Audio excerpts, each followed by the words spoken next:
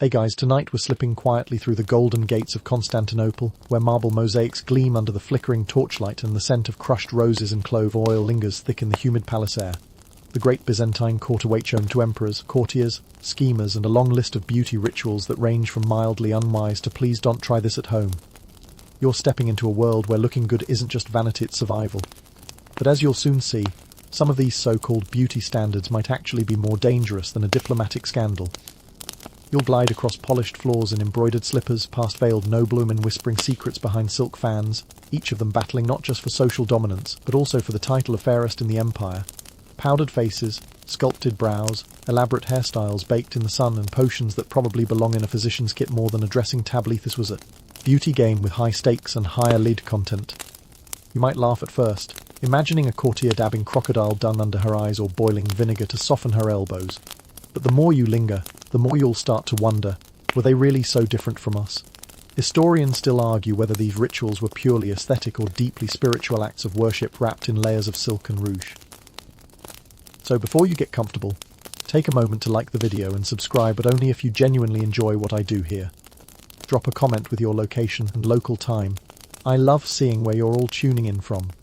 Now, dim the lights, maybe turn on a fan for that soft background hum, and let's ease into tonight's journey together. You trudge into the Empress private quarter, soft velvet underfoot, golden icons glinting from the walls, and enough perfume in the air to make your eyes water. This is no ordinary boudoir. It's a war room for the Empire's most ruthless form of combat, courtly beauty. A servant hands you a jar clay, decorated with crude illustrations of what looks like a moon-faced woman applying something to her cheeks. You unstopper it, and an overwhelming scent of lavender and vinegar punches you in the sinuses. Congratulations, you've just discovered Byzantine cold cream. It's got beeswax, rosewater, olive oil, and probably a few unlisted extras that would raise eyebrows at any modern dermatologist's office. And speaking of eyebrows, everyone here has opinions. From eunuchs to concubines to the empress herself, everyone's watching, judging, whispering. Your scent is your signal, your skin your resume, your face the battleground. No pressure. Most of what we know about Byzantine beauty rituals comes from fragments, letters, religious texts warning against vanity, medical treatises with bizarre recommendations, and even a few scandalous poems. The court was obsessed with appearances. You're expected to radiate divine beauty as a reflection of your inner purity, or at least fake it convincingly. Historians still debate whether the intense focus on cosmetics came from Roman roots or Eastern imports. Persia, Egypt, and even distant India sent powders, oils, and mysterious herbs along trade routes, all destined for the royal powder rooms. What you're about to experience is a fusion of cultures and ingredients you probably wouldn't rub on your face, unless someone was paying you handsomely. There's something unnerving about how calm everyone is here, brushing crushed pearls onto their cheeks, applying scented gums behind their ears, and using lead-based foundation like it's totally safe. You suppress a cough, the fumes from someone's foot cream which contains goose grease and myrtle resin are getting to you. But you nod politely and move along. You're here to learn, not to judge. You approach the mirror-polished bronze, warped at the edges, and study your reflection. There's a bowl of pigeon dropping soaking in, milk beside you. You pretend not to notice. The noblewoman next to you dips her fingers in and pats her cheeks. She smiles at you with alarming confidence. It tightens the skin, she whispers. The empress swears by it. This is going to be a long night. You've barely caught your breath from the pigeon dropping facial when another servant, silent and swift, brings you a silver tray. On it, several ceramic pots labelled with curling Greek script, a fan of goose feathers, and what looks like a slab of polished marble. You lift the lid from one jar and immediately regret it. The smell is sharp and metallic, like pennies soaked in vinegar. This, dear sleeper, is the pride of the Byzantine vanity, a skin-whitening paste made of white lead. Yes, actual lead. You probably once survived this. But back then, pale skin wasn't just a beauty ideal, it was a statement. Pale meant wealthy. Pale meant pure. Pale meant you didn't toil in the sun or sweat through fieldwork. And if your natural complexion didn't quite match that aristocratic alabaster, well, there were ways. You apply the paste with a soft brush badger hair, maybe, and immediately feel the sting. The lead combines with vinegar in a grim alchemy that slowly eats away at the surface of your skin. But that ghostly glow. Stunning. Your reflection in the bronze mirror is almost divine. Almost. The paleness obsession ran deep. Byzantine poets described their beloveds as milk-faced, moon-skinned, or white as lilies. The paler your cheeks, the closer you were to being mistaken for an angel or at least a highly desirable marriage prospect. And yes, men were expected to notice these things. Compliments about skin tone weren't just polite, they were political. Historians still argue whether this lead paste originated from Greek recipes or was imported from the Persian court, where cosmetics were also elaborate and deadly. There's even a theory that some of the palace's mysterious illnesses, sudden fainting spells, unexplained rashes, slow declines might be traced back to years of heavy metal exposure. Quite literally. Of course, there were safer options if you were poor. Flour mixed with water could do in a pinch. Some women used chalk, powdered oyster shells, or even ashes from burned linen. But here, in the imperial court, safety was optional. Radiance was mandatory. You move through the room, watching noblewomen fan themselves delicately, careful not to disturb the cracking paste on their cheeks. It flakes slightly if you smile too wide. No wonder everyone looks so serious in the mosaics. And then, you see her, the empress herself. Her skin is ghost pale, her eyes rimmed in soot, her lips a terrifying shade of garnet. She doesn't smile. She doesn't need to. Everyone around her already knows. She is beauty incarnate, even if the potions and pastes she uses could double as pest control. There's something oddly admirable about their dedication, even if it's also deeply unsettling. It makes you wonder how many women in this court died young, not from childbirth, not from plague, but from trying to look just a little more perfect. You walk on, past trays of alabaster powder, crushed lily petals and egg whites stiffened into masks. Someone offers you a cup of water, but you hesitate. Who knows what's been mixed in to brighten the eyes or tighten the pores? You excuse yourself and sit by the arched window, letting the cold marble floor soothe your aching feet. Outside, Constantinople glitters, gold roofs, spires, the slow churn of the Bosphorus. Inside, your face itches from the lead paste drying into a thin, cracking shell. You resist the urge to scratch. Everyone is watching. You breathe. You relax your shoulders. But as you glance again at your reflection, you can't help but whisper, "Was it worth it?" The woman beside you answers, without looking, "Only always." You're still staring at your own pale, lid-painted face when a young attendant tiptoes over, holding what appears to be a lump of charcoal. No, wait, it's coal, or more precisely, a crude blend of soot, antimony, and who knows what else. But the attendant isn't offering it to your eyes. This, they gesture solemnly, is for your eyebrows. You glance at the ornate ladies around you, and suddenly you notice something uncanny. Every woman here, young, old, regal, common, has one eyebrow. Not one on each side. One total. A singular, unwavering, jet black line stretching confidently across the forehead like a caterpillar with ambition. Welcome to the unibrow era. In the Byzantine court, the unibrow wasn't just tolerated, it was adored. This thick, dramatic arc symbolized intelligence, seriousness, and piety. Women with natural unibrows were considered blessed. Those without, well, that's what soot and goat hair brushes were for. You lift the brush, trying to keep a straight face. With trembling hands, you sketch a line from brow to brow, connecting the dots into one majestic arch. It feels ridiculous, theatrical. But the woman beside you nods with approval. Now she murmurs, "You look trustworthy." Historians still argue whether this eyebrow trend came from Persian beauty ideals or if it developed independently within Byzantine mysticism, where symmetry often equated to spiritual alignment. Some even believe it connected to the era's religious art, where saints were often depicted with solemn, straight brows above unblinking eyes. And here's a quirky detail for you. Some women went beyond drawing them in. They glued on animal fur. Mouse hair, specifically. Plucked, shaped, and carefully positioned. Imagine waking up in the middle of the night with a rogue patch of rodent fur clinging to your cheek. Romantic? No. Of course, eyebrow envy didn't stop there. If your brows were too high, too short, or worse, missing entirely from a childhood bout of fever, there were recipes to coax them back. Popular remedies included pigeon droppings again, vinegar, and mulberry juice. Because nothing says natural regrowth like a fermented fruit compress on your forehead. You glance around the room. The more you look, the more surreal it becomes. There's a priest whispering to a nobleman, both of them adorned with almost identical eyebrows. A scholar pens a letter beside a brazier, his soot-darkened brows glinting with sweat. Even the frescoes lining the walls show angelic figures with serious, furrowed, beautifully connected brows. A noblewoman catches your eye and offers a bit of wax for shaping.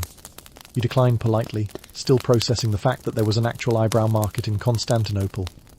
One poet allegedly wrote odes to his beloved's brow singular, arching line that split the moon and shamed the night. You step back toward the mirror, blinking at your new look. The charcoal smudges slightly as you frown, and now you resemble a sleepy falcon.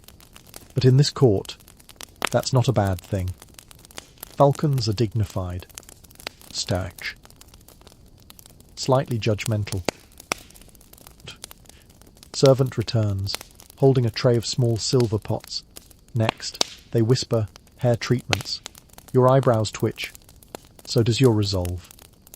But this is Byzantium, after all. You either lean in or get out-styled by someone wearing snail slime and looking fabulous. You follow the servant past gilded curtains into a smaller chamber, dimly lit and thick with the unmistakable scent of scorched lemon, goose fat, and something vaguely reminiscent of roasted garlic. This, apparently, is the Imperial Hair Salon. And it's about to get weird. A woman reclines under a carved wooden screen that filters just enough sunlight to bathe her hair in golden rays. On her head is a sticky, shimmering mixture of lemon juice, crushed chamomile petals, vinegar, and yes, goose fat. The servant gestures to a similar bowl prepared for you. You hesitate. The smell alone feels like brunch gone horribly wrong. Still, you dip your fingers in and work the goopy concoction through your scalp, trying not to gag. Warm. Slippery. Slightly chunky. Welcome to the Byzantine method of achieving that ethereal, golden halo of hair the Empress favors. Bleached naturally by the sun, lightened by acid and held together by animal grease, your strands are about to get a royal makeover. Historians still argue whether this hair lightening ritual was adapted from Roman recipes or borrowed from Middle Eastern beauty traditions. Either way, the goal was the same, golden hair like a Byzantine icon. Light hair meant youth, vibrancy, and often, divine association. In a world where saints glowed in gold leaf on every church wall, why wouldn't you want a match? You recline beside another courtier, whose entire head is wrapped in thin parchment to trap the heat. She leans toward you confidentially. The goose fat keeps it from drying out, she says, as if this makes any part of the process better. You nod solemnly. You both smell like something a street vendor might sell on a stick. And this isn't just about, her hair texture mattered too. Straight and silky. Good. Early and wild. Suspicious. Women used glass rods to wrap and straighten hair, and some reportedly applied egg white and fish bladder extract to create a sleek finish.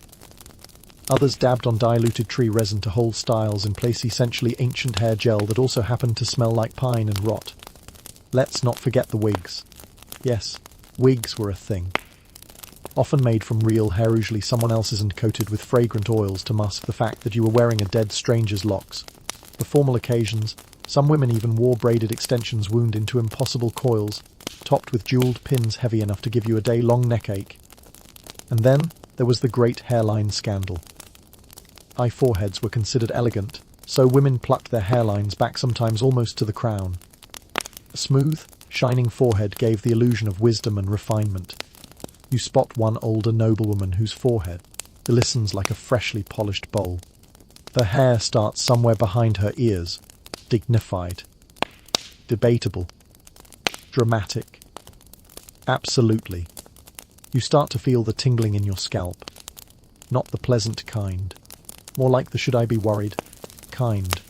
You sit up quickly, wiping your hands on a cloth that was definitely not meant for that. The servant arches an eyebrow but says nothing. The fat and lemon mask has done its job. Your hair is now several shades lighter and smells vaguely of breakfast. One woman behind you fans her drying locks with a peacock feather fan while humming a hymn. Another is carefully trimming split ends with gold-plated shears, shaped like tiny serpents. Every gesture here is slow, deliberate, theatrical. As if beauty isn't just a process, it's a performance. You rise, lighter in both hair tone and dignity, and prepare for whatever the Byzantines decide to beautify next. You only hope it doesn't involve more paltry byproducts. But then someone says the word lips, and your heart sinks. You just know it's going to be bad. You make your way to a crescent-shaped mirror flanked by oil lamps, the air thick with the scent of myrrh, burnt cinnamon, and something a little metallic. There, resting innocently on a tray lined with silk, is a tiny pot of deep red pigment that looks alarmingly like blood. A slender brush lies beside it, its bristles stiff with dried residue. You know where this is going. Cinnabar, whispers the courtier nearest you, her lips already painted with a glistening scarlet that catches the lamplight. Mercury sulfide. Isn't it divine? You smile weakly and nod, dipping the brush into the paste with the same energy one uses to write a will. The mixture is gritty and oddly warm, clinging to your lips with a weight that feels unnatural. As the colour sets, a slight tingling creeps in. Is that a good sign? Doubtful. But beauty here isn't supposed to feel good, it's supposed to look good. And in Byzantium, red lips are the mark of elegance, fertility, and seduction. The empress herself is said to reapply hers before every public appearance. Rumours swirl that her formula includes crushed rubies, although more sceptical courtiers suspect the jewels are just cleverly labelled beetles. Historians still argue whether the use of cinnabar in cosmetics came directly from Chinese trade routes or through Persian intermediaries. Regardless of its origin, one thing is certain: it's highly toxic. Mercury poisoning was likely a slow, creeping reality for many women in the court, though nobody would dare suggest such a thing aloud. After all, red lips don't lie except about how slowly they're killing you. And it wasn't just the pigment. To get that glossy finish, women used a top coat of olive oil infused with crushed rose petals and resin. It gave a shine that screamed refinement and stuck to everything. Drinking from a goblet. Red smear. Kissing a ring in greeting. Crimson blot. One diplomat's memoir actually records his confusion after leaving court with lipstick stains on both cheeks from the same woman. But the obsession didn't stop at lip colour. The shape mattered too. Thin lips were harsh, while full, rounded lips conveyed sensuality and youth. Women used wax molds to train their mouths into subtle curves, pressing their lips into them daily like some bizarre orthodontic ritual. Want a fuller pout? Bite your lips before applying the pigment. Just don't bleed on the silk rugs. There's also a fringe theory still debated among scholars that lip colour had religious connotations.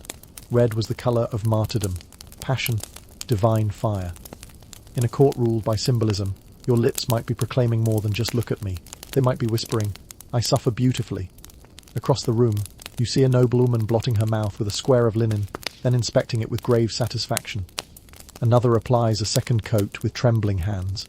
A younger girl, no more than 16, dabs the pigment, nervously, her lips already too red, too wide.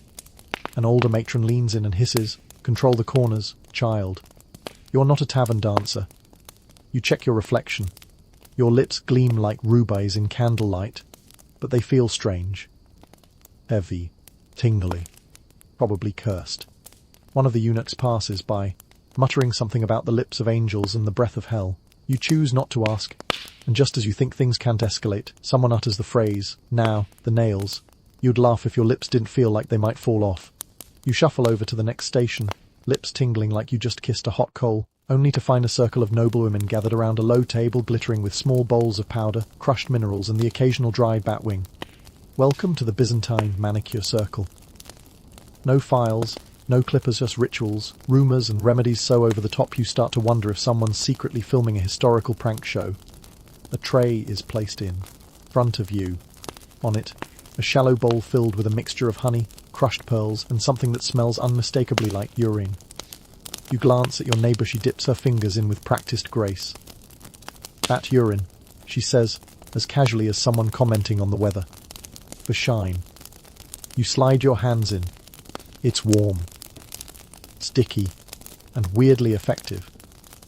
Your nails emerge glossy, slightly arid scent, and scented. There's a faint whiff of lavender under the unmistakable tang of nocturnal creature pea. You smile politely, and try not to breathe. In Byzantine court culture, fingernails mattered. Clean, pink, rounded nails signalled elegance, self-discipline and leisure.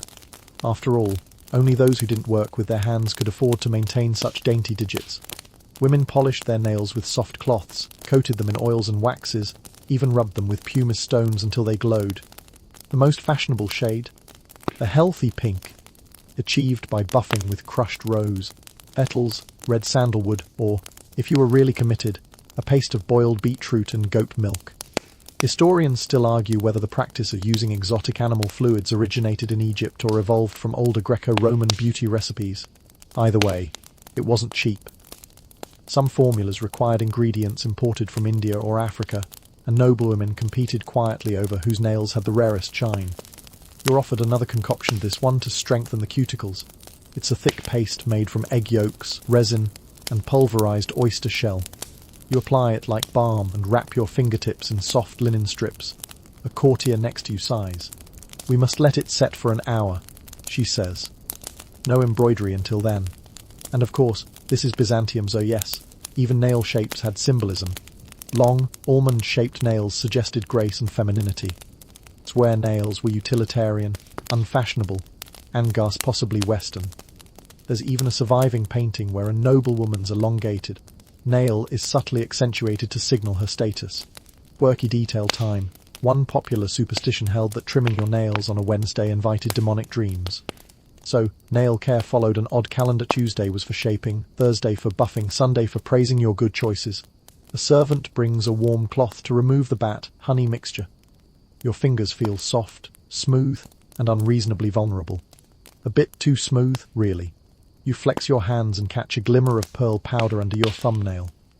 It sparkles. Someone across the room whispers about a woman who soaked her nails in wine infused with crushed opals. Another swears by snake oil for nail bed flexibility. You don't ask what kind of snake. You just nod like all of this makes sense now. And just when you're thinking, at least it's over, a dry voice behind you says, "And now the teeth." You freeze. Of course. The teeth. The one part of this court you were hoping they'd forget. You rise, slowly, from the manicure station, hands still glistening with mysterious oils, and follow the murmurs to the next alcove, darker than the others, more private. The smell hits you first, a pungent blend of herbs, incense, and something unmistakably smoky. Someone, somewhere, has been burning resin, and you're fairly certain it's not just for ambience. This is where smiles go to die. A tall, unsmiling attendant in indigo robes gestures for you to sit on a low stool. Before you is a polished bronze tray, its contents grim, a chunk of blackened charcoal, a bundle of mint leaves, a smear of what looks like tree sap, and an ominous-looking twig sharpened into a crude pick. You stare at it like it might leap into your mouth on its own. "Tooth brightening," the attendant says with a grin so dazzling you momentarily forget you're supposed to be horrified. Breathe through your nose. You don't. The first step, naturally, is cleaning. You're handed the twig, known as a chew stick, frayed on one end. It smells faintly of myrrh. You begin rubbing it across your teeth while trying to look composed, but the texture is somewhere between broom bristle and porcupine. Effective. Arguably. Comfortable. Not remotely. The next step is the paste. It's made from crushed charcoal, mastic resin, and honey designed to scrub and seal. The honey coats, the resin strengthens, and the charcoal, well, it turns your mouth into a cave of ash. You try not to grimace as you swirl the mixture over your teeth. Someone hands you rosewater to rinse. It helps. Barely. Now, about that sap. In the Byzantine court, white teeth were the height of refinement. Discoloration, specially darkened or missing teeth, was socially fatal. There are tales of noblewomen being quietly exiled from court after a failed dental whitening left them with a permanent grey grin. Whether those stories are true or just the fevered gossip of jealous ladies remains up for debate, but one thing is clear: people took their dental aesthetics seriously.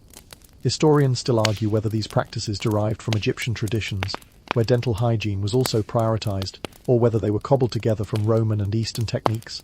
Regardless of origin, the outcome was often the same: shiny teeth, minty breath, and sometimes a touch of enamel loss. And that's the optimistic version. Other whitening agents included ground seashells, vinegar, and brace yourself powdered deer antler.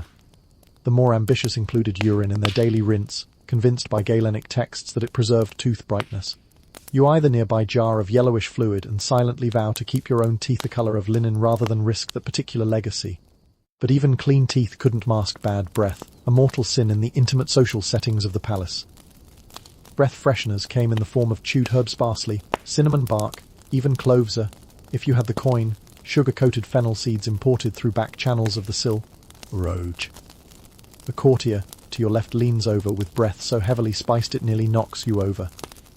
Lions are judged by their roar, she murmurs, but a woman, by her breath. You're unsure if that's a proverb or a threat. And so, like everything in the Byzantine court, teeth are not just tools for chewing their canvases, status symbols, social weapons. White teeth mean control. Bad breath means disgrace. The mouth is where beauty lives or dies. You rinse one more time, the rosewater tingling against your gums. Your smile in the bronze mirror looks acceptable. A little too shiny, perhaps. You've scrubbed away most of your enamel and probably some childhood memories. As you rise from the stool, a bell chimes faintly in the distance. A new station awaits, and someone just whispered the word corset. You sigh. Why did it have to be corsets? You're guided through an arched doorway into a room with no chairs as padded wooden frames, velvet-covered stools, and a looming wooden structure that looks more like an instrument of torture than a wardrobe essential. You gulp. You're not wrong. This is the courtier chamber. The statuesque attendant approaches, holding a folded garment made of stiffened linen and what appears to be layers of bone or metal sewn between the seams. It rustles ominously in her hands like parchment under tension. She smiles, and somehow that doesn't help. Lift your arms, she says sweetly. You obey. The corset is wrapped around your midsection and tugged into place hard. The second woman steps behind you and begins to pull the laces with a rhythm both practiced and merciless. Your breath leaves you in slow increments as your ribs compress and your stomach is gently, then not so gently, rearranged into a shape more pleasing to imperial fashion standards. You feel taller, straighter, like you might shatter at any moment. In the Byzantine court, the silhouette was everything. A long, graceful neck, sloping shoulders, a narrow waist emphasized by stiff corsets and heavy draping fabrics. But beauty came at a cost, especially to your spine. These early forms of courtier weren't quite the wallabone nightmares of later European courts, but they were restrictive enough. The goal was posture control and waist shaping, using stiffened fabrics, bone stays from fish or animals, and tightly woven belts or girdles. Some were adorned with pearls or embroidery because if you're going to suffer, you might as well sparkle. Historians still argue whether these girdle-like garments originated in Constantinople or were borrowed and adapted from Roman strophia, the bandage-like bust wraps used in earlier centuries. Byzantine corsets often targeted not just the waist but the entire torso, flattening the stomach, smoothing the hips, and lifting the bust into what one monk described as a divine shelf. You try to sit. You can't. So you hover awkwardly, like a stiff breeze in human form, while two noblewomen nearby discuss the pros and cons of wool versus horsehair padding. A courtier walks by and whispers, "Beauty is compression." You believe her. To enhance the effect, women also wore undershirts laced tightly beneath the corset, often soaked in vinegar to tighten the skin. This added bonus was thought to reduce bloating and discourage fleshiness, a word uttered at court with the same horror, usually reserved for public disgrace or wearing last season's embroidery pattern. One particularly extreme method involved sleeping in the corset, wrapped in linen strips soaked in camphor and rosewater. The idea. Wake up spelt. The reality. Wake up panicked, numb, and deeply questioning your life choices. You wiggle your fingers, now aware that even they seem to have less circulation. A noblewoman in front of you drops her fan and can't bend to retrieve it. She waits, poised and smiling, as a servant silently places it back in her hand. This is what elegance looks like: immobility with grace. Quirky fact time. A few Byzantine beauty manuals recommended humming while being corseted. The vibrations supposedly relaxed the ribs and prevented dizziness. You try it. It doesn't work. But the sound does calm your nerves a bit, so you keep humming a low tune that may or may not be the imperial anthem. Eventually, your attendant stops pulling. "Perfect," she says, patting the rigid panel on your stomach. You try to nod. Your neck says no. You settle for blinking. As you totter out of the chamber, posture flawless and lungs at half capacity, you overhear someone mention scented powders and bathing alternatives. You would cheer, if only you had the lung room. You glide rather stiffly shuffling into a corridor awash in floral fragrance. The air is thick with the smell of dried rose petals, ground iris root, and vinegar steeped in herbs. It hits you like a perfume brick, but you breathe it in anyway, if only to distract from your gently screaming ribcage. Welcome to the realm of Byzantine deodorization. Bathing, you assume, would be next. A warm soak to loosen the corset pressure, rinse away the charcoal paste still lingering in your gums, and maybe unstick the goose fat from your scalp. But you would be wrong. So wrong. In the court of Constantinople, frequent bathing was frowned upon, seen as both medically dangerous and morally suspect.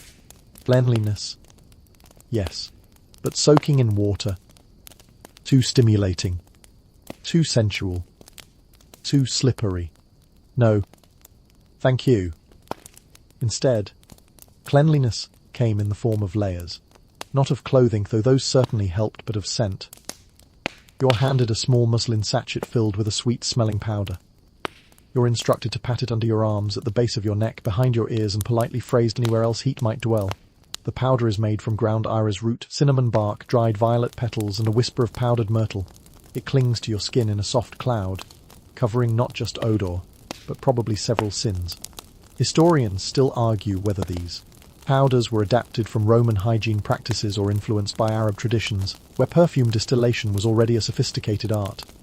Either way, scent in Byzantium was power. The emperor's robes were infused with oils so rich that foreign visitors claimed they could follow him by smell alone. But powders weren't enough. You're guided to a row of ewers filled with rosewater, lavender vinegar, and something labelled simply holy distillation. You dab each onto a linen cloth and begin wiping yourself down in a practiced, almost ceremonial fashion. This is known as dry bathing. It leaves you fragrant, slightly sticky, and still very much coated in the layers of today's cosmetic warfare. And deodorant. Oh yes, they had that too. One recipe includes alum powder mixed with crushed bay leaves and goat's milk rubbed into the armpits to prevent sweating. It worked. Sort of. It also stained your clothes and made you smell like a well-seasoned roast. You overhear a group of women comparing their latest scent mixtures.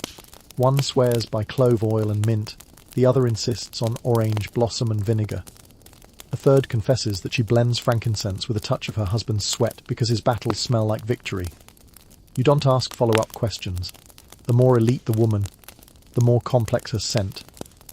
Some carried pomander ornate metal balls filled with solid perfumer tiny sachets sewn into their sleeves.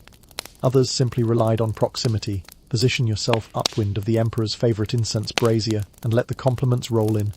You glance at your reflection in a nearby polished basin.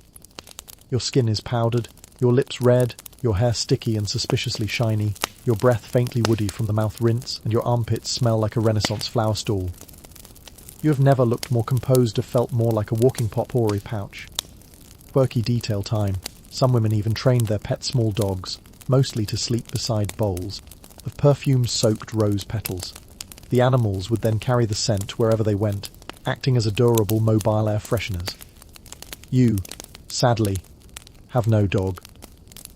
Just your own perfume cloud, growing thicker by the minute. You sneeze delicately. A noblewoman across the room nods in approval. A good blend, she says, but maybe add camphor for sharpness. You'll take that as a compliment.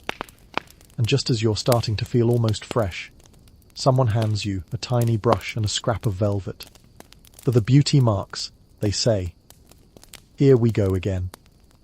You twirl the tiny brush between your fingers, eyeing the velvet scrap with the same suspicion you'd give a spider wearing pearls. It's soft, crimson, and dabbed with something sticky. Pine resin, apparently, mixed with a dark, perhaps soot, or maybe powdered beetle shell. Whatever it is, it smells like tree bark and regret. This, you're told, is the final flourish, the beauty mark. In Byzantine court fashion, beauty wasn't just about symmetry, it was about placement. A strategically applied mole could enhance a cheekbone, signal flirtation, or whisper virtue. Of course, natural moles were welcome if you had them in the right places, but if not, there's a brush for that. You lean toward the bronze mirror and dot a tiny speck just beneath your right eye, as demonstrated by the attendant. It wobbles slightly, so you try again. She tuts gently and corrects your hand. Not too round, not too dark, and never too side by side, she warns. That's a mark of deceit. Good to know. Historians still argue whether the painted mole trend was a leftover from Roman glamour culture or a uniquely Byzantine invention, tied to the court's obsession with balance, symbolism, and semiotics. Every placement carried meaning: corner of the lip for seduction, near the brow for wisdom, on the chin for loyalty. And here's the quirky bit: some women used actual mouse fur to give their forks moles texture. A dab of glue, a pinch of trimmed whisker, and, voila, authentic beauty. Others used paste-thick soot mixtures rolled into tiny pellets and dried overnight to keep them from sliding off mid-conversation. One unfortunate tale, likely exaggerated, tells of a courtier whose beauty mark detached during a heated debate with a rival, landing in a wine goblet. The scandal lingered longer than the mole did. You turn and admire the array of painted faces around you. Some marks are nearly invisible, subtle whispers against powdered skin. Others are bold, nearly theatrical, like punctuation on a porcelain page. You spot one on a noblewoman's collarbone, another on the nape of someone's neck. Each tells a silent story. There's competition here, too, though unspoken. Placement becomes a guessing game of intent. A mark too close to the lips. Bo. Too far from the eyes. Del. Too symmetrical. Try hard. And heaven forbid you copy someone else's signature spot. That's grounds for whispers behind veils, and maybe even a demotion in the court's social food chain. You reach for a second dab, but hesitate. One is enough for now. As the glue dries and your face officially joins the mosaic of stylized perfection that is the Byzantine court, a servant offers you a sweet fig wrapped in violet-scented cloth. You chew slowly, savoring the honey tang, just as another whisper glides into your ear. Next, the skin masks. You sigh delicately this time, so your mole doesn't migrate. Because nothing says luxury like voluntarily smearing your face with things found in the garden or the stable. You follow the drifting scent of herbs and something vaguely slimy to a quieter room lit by flickering lanterns and lined with ceramic jars. There's a silence here, one that implies things are about to get sticky. You spot a woman reclining with her eyes closed, a pale green paste hardening on her face. Another has what appears to be egg white crusted across her cheeks, glittering in the candlelight like she fell asleep in a bakery. Welcome to the world of Byzantine face masks. You are handed a small bowl. Inside, a pearlescent mixture of raw egg, crushed almond, honey, and wait for it, snail slime. Yes, snail slime. Fresh, too, judging by the sluggish trail on the rim. You blink. The attendant raises an eyebrow. It firms the skin, she says, as though that explains everything. With as much grace as you can muster, you begin applying the goo to your face. It's cold. It's wet. It smells faintly of moss and breakfast. As it clings to your cheeks, you're told this particular concoction softens wrinkles, restores youthful glow, and, allegedly, banishes envy from your pores. You highly doubt that last claim, but your skin is already tingling. So who's to say? Historians still argue whether the use of snail mucin came from Persian pharmacological texts or was discovered by accident when someone noticed their garden snails left behind a trail of healing sheen. Either way, it became a prized ingredient, soothing, rejuvenating, and revolting in equal measure. Other recipes varied by skin type. Oily skin, rye vinegar and barley flour. Dry skin, goat milk, mashed figs, and olive oil. Feeling fancy. Mix in powdered pearls or gold leaf. Want to cure freckles which were not fashionable? Apply a paste of crushed lily root and pigeon blood. Yes, again with the pigeon. You're encouraged to sit still for 10 minutes while the mask works its questionable magic. Around you, noblewomen sip rosehip tea, their faces stiff as clay sculptures. One dozes off and her mask cracks. Another gestures for more snail slime with the weary air of someone who's been exfoliating since breakfast. Here's a fun detail. Some masks included ingredients to deliberately sting. A bit of nettle juice here, a splash of camphor there. Pain was seen as a sign that the mask was working. One beauty guide even suggests reciting hymns during the burn to channel the discomfort into spiritual purification. You try humming a sleepy tune and pretend it's doing the same. The room begins to smell like a compost pile in Versailles. Sweet, sour, herbal, slightly decaying yet oddly soothing. Maybe it's the snail slime getting to your brain. Or maybe you're just settling into the Byzantine way of things. If it's disgusting but makes you glow, it's divine. After what feels like an eternity, a warm cloth is pressed into your hands. You wipe the paste away, slowly, gently, feeling like a molting lizard with delusions of grandeur. Your skin does, in fact, feel smoother, tighter, also slightly cold. The noblewoman beside you peeks under her mask, frowns, then reapplies another layer.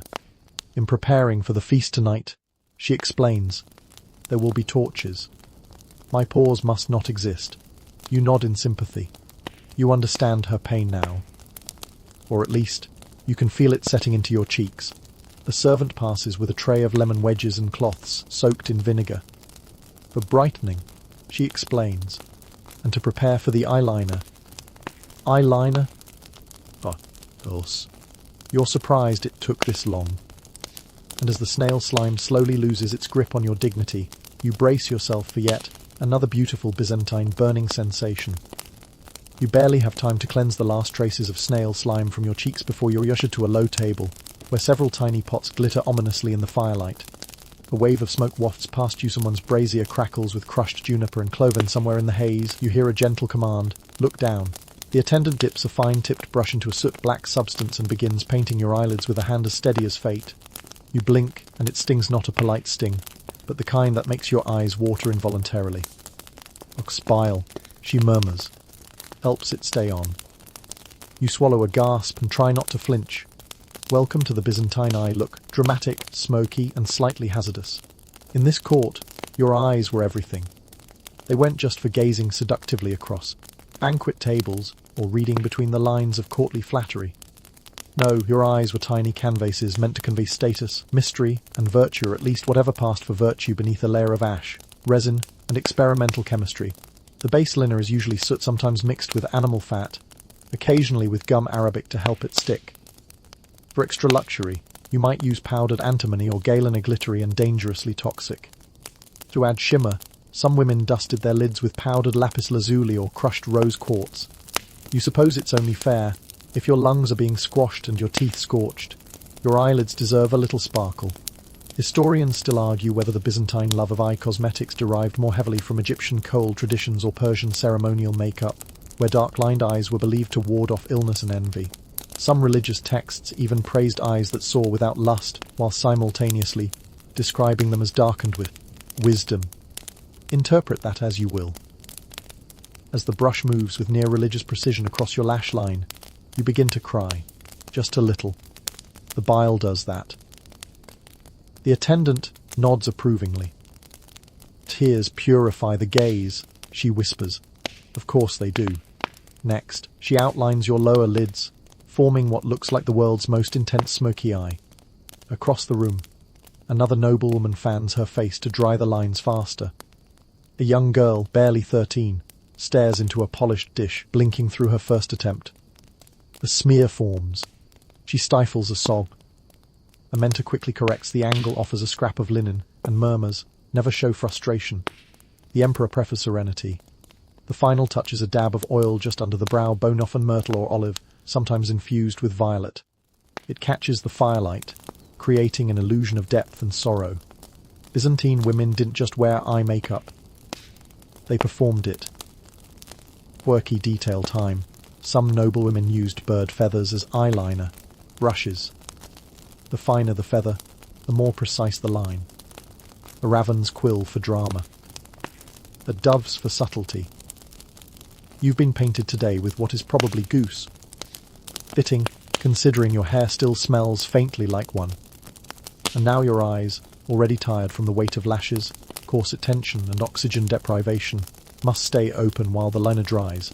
You stare into space and blink slowly, letting the sting fade into a dull ache that you're now used to calling fashion. Someone compliments your gaze. Very saintly, they say. You think that's good. Just as you start to believe the worst is over, a different whisper trails by. Time for hair removal. You don't even react.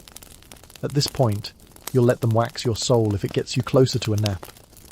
You shuffle, soot-eyed and snail-polished, into the next chamber where a brazier warms the air and the scent of hot sugar hangs like a warning. Women recline on low divans, legs propped on cushions, faces serene until you hear. Whoop. A noblewoman winces. The servant beside her beams with pride. Welcome to the ancient Byzantine waxing ritual. A bowl of thick, amber-coloured paste is brought to you. It's still steaming. Sugar, lemon, and water, the attendant explains. Sometimes a little honey or pine resin. You know this one, it's an ancestor of modern sugaring, but here it comes with zero anesthesia and a healthy dose of courtly gossip. You dip your fingers in the paste. It's hot. Not scolding, but assertively unpleasant. The attendant tests a strip on your forearm, pressing firmly, and waiting too long, you suspect. Then with one decisive flick, rip. You do not scream. You do, however, make a noise that sounds like a duck gasping for air. Good, she says cheerfully. Only 23 more. Hairlessness, in this world, was a mark of refinement. Legs, arms, underarms if skin was visible, it was expected to be smooth. Not just tidy, but silken. This applied not only to women, but often to eunuchs, and these most visible male courtiers, too. Smooth skin was youthful, pure, almost divine. Historians still argue whether Byzantine depilation was a holdover from Roman baths or borrowed from Middle Eastern grooming traditions, where sugaring and threading were already long-practiced arts. Some suggest it was also spiritual, a symbolic shedding of worldly impurity. You'd prefer a symbolic nap. But here we are. For those who couldn't stomach waxing, there were tweezers often made of carved bone or precious metal, depending on your station. You spot a lady near the brazier plucking her leg hair one follicle at a time, her face set like a martyr's. Beside her, another uses a sharpened seashell like a razor. Her shins gleam, but you suspect blood is involved. And yes, some recipes got creative. Humus stones, mixed with vinegar and applied in circular motions, were believed to encourage natural shedding. One particularly dramatic approach involved rubbing in warm frog fat, you heard me then, leaving it overnight under bandages to weaken the root. The results were questionable. The smell. Unforgettable. You endure strip after strip, each one peeling away hair, dead skin, and bits of your will to live. The attendant hums a soft tune, perhaps to distract you from the slow rise of tears pooling behind your coal-lined eyes. Somewhere, you imagine your paws waving tiny white flags. Quirky fact, some women celebrated their first full-body wax with a purity luncheon. Rose cakes, almond milk, and a toast to smoothness. One noble diary references such a celebration with the phrase, "I am now unmarred, and may present myself to heaven's eye." You wonder if heaven is into sugaring. As the last strip is pressed to your thigh, you brace yourself. Woot. Da. Your skin smarts. It glows. It smells faintly of caramelized agony. The attendant steps back, admiring her work like a sculptor. Perfect, she declares. You're not so sure. Before you can crawl under the nearest cushion and expire from sheer mortification, a whisper snakes through the air. Perfume chambers ready. You blink. But didn't we already? Apparently, there's still more. Because in Byzantium, beauty isn't just how you look, it's how you smell, again. You follow the scent trail through an arched doorway veiled with silk tassels, entering a room that feels less like a beauty parlour and more like the inside of an apothecary's daydream. Shelves line every wall, cluttered with tiny vials of tinted glass, wax-sealed jars, and ceramic pots labelled in looping, ancient Greek script. The air is a cocktail of violet, musk, frankincense, and waitest that vinegar again. Here, always vinegar. Welcome to the perfumed palace. A woman dressed in plum-coloured robes greets you, gesturing toward a marble pedestal. Sit, she says. Well, find your scent.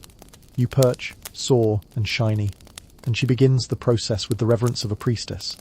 From her satchel, she pulls out a bundle of dried herbs wrapped in silk, rose petals, crushed cloves, myrrh, cinnamon bark and cardamom pods. She places it under your nose. Inhale. You do. Instant nose burn. This is base testing. She explains each lady at court is matched with a scent family, depending on season, temperament, skin acidity and probably her husband's mood. You're not sure where you fall in the olfactory caste system, but based on your face right now, you might qualify as lightly scorched garden. Perfume in Byzantium wasn't an accessory, it was a declaration. Women wore layered scents like garments. First, a base oil rubbed into the skin, usually olive or almond, followed by herb or flower distillates, then a top note of something bold, musk, ambergris, yes, that whale stuff, or civet hello, animal glands. If it came from a smelly beast and cost a fortune, it was in high demand.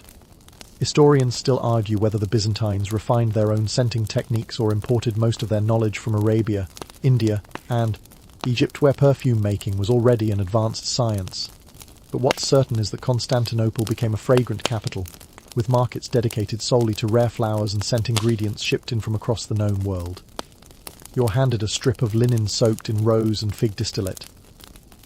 You dab it behind your ears, another under your chin. The priestess perfumer nods. This one suits your suffering.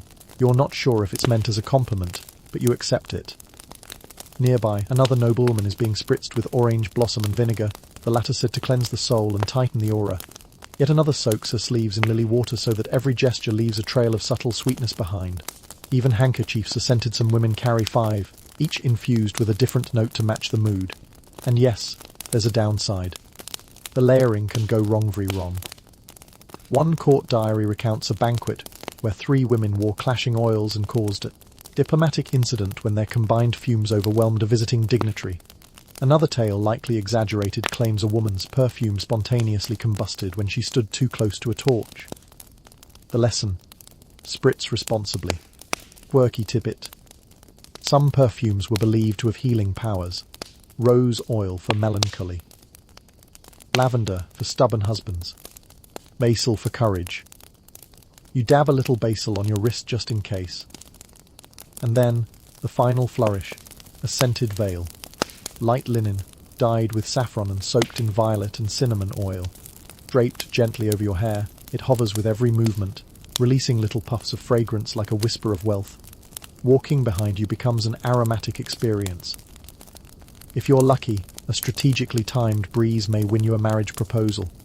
The perfumer steps back, admiring you as if she's just completed a mosaic. You are now ready. You inhale, hoping your lungs don't rebel. From the hallway, the voice comes again. Last stop. The elixirs, of course. Because smelling like heaven is great and all but looking 20 forever. That's the real Byzantine dream. You float into the final chamber, swaddled in scent, vision blurred by coal, skin tingling from 100 elixirs and a questionable number of bird-based treatments. This room is dimmer than the others. The walls are hung with dark velvet. A single oil lamp flickers in the corner like a nervous heartbeat. In the center, a low table lined with bottles, bowls, goblets, and what looks disturbingly like powdered gemstone. Welcome to the Youth Elixir Salon. The air smells sharp and mineral. You're offered a cup of something warm, opaque, and vaguely reddish. You sniff it. Pomegranate. Cinnamon. A trace of vinegar, naturally. The attendant smiles as though she's offering ambrosia. Ruby water, she whispers. A tonic of youth. You sip. It burns a little going down. Not enough to scream, but enough to wonder what else might be in it. Clove, definitely. Possibly rosemary. So, was that iron? This tonic, you're told, is only one of many in the court's eternal pursuit of radiance. They're all based on the idea that inner beauty begins with inner cleansing, in less poetic terms, a controlled detox that may or may not also dye your tongue. Some women fast for days, drinking nothing but rose vinegar and warm goat's milk. Others consume infusions of boiled fig leaves, dried elderflower, and lemon rind 3 times daily. There's a belief that the body, when slightly uncomfortable, produces a glow. You think your body is currently glowing out of self-defense. Historians still argue whether these youth rituals stem from Hippocratic medical theory, Eastern alchemy, or sheer desperation. What is certain, they were taken seriously. One royal cousin was said to drink gold leaf dissolved in wine every week to brighten the spirit and banish grey thoughts. He died at 32. Make of that what you will. Your cup is replaced with a thicker, brew-murky green, dotted with floating mint leaves and something that suspiciously resembles ground pearl. You hesitate. It slows aging, the attendant insists, and polishes the liver. You drink. Other recipes call for crushed coral, amber tincture or snake venom diluted to barely lethal levels. They're often combined with sleep therapy masks soaked in lavender oil, guided chanting, and facial binding that allegedly prevents frown lines. You're starting to think a frown line might be worth it. Beside you, a woman in her 40s reclines with a spoonful of sugared marjoram under her tongue. This one, she says, reminds me of youth. She doesn't specify if it actually makes her younger, or just nostalgic enough to pretend. You nod, sipping your mystery elixir like a well-trained alchemist's apprentice. Quirky detail time. Some Byzantine youth regimens involved walking barefoot on dew-covered grass at dawn believed to transfer earthly vitality into your souls. 1. Chronicler even describes a princess who rolled naked in rose petals every morning. Romantic, impractical and very likely exaggerated, but hair roses are less harmful than mercury. After your 3rd goblet, the room begins to soften. The lamplight glows warmer. The air feels less like vinegar and more like calm. You've stopped worrying about what's in the drinks. You've also stopped feeling your toes. You're either detoxing or ascending. The attendant places a final vial in your hand. It's tiny, sealed with wax, filled with golden liquid. Night serum, she says. Apply under the eyes.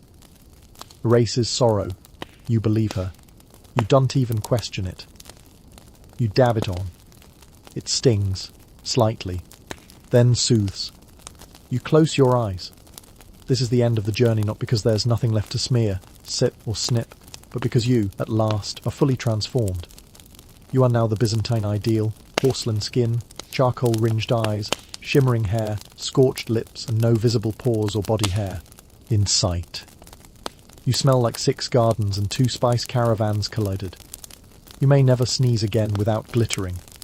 And now, dear listener, as your heartbeat slows and your limbs begin to melt into your mattress, let us enter the wind down together. The palace fades behind you now. Its mosaic-covered halls, heavy perfumes, cloying ointments, and whispered judgments dissolve into soft shadow. The echo of courtly chatter dims.